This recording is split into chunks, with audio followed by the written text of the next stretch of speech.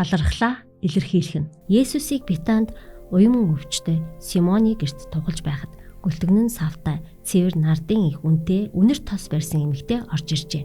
Тэр эмэгтэй савыг хаглаад Есүсийн толгой дээр тос цутгав.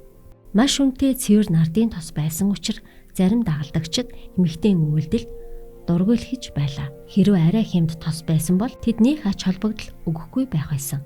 Библиэлд тухайн эмэгтэй яагаад үнэтэй тосыг Есүс дээр асгаж түргсэн талаар нарийн тайлбарладаггүй ч гэсэн тэр эмэгтэй Есүсийг хамгийн дээдээр өргөмжилж байсан. Тийм биш байсан бол тийм үнэтэй тосыг Есүс зориулахгүй байхсан. Энэ үйл явдлын талаар зүнж Эллен Вайт хэлэхдээ цөөн хүн л талархлаа түнд илэрхийлсэн.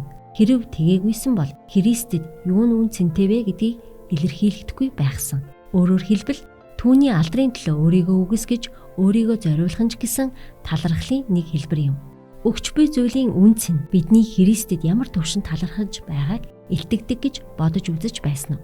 10% болон амлсан хандиваа өргөж өөрсдийгөө хойш тавьж Бурхныг эхэнд тавьцгаая.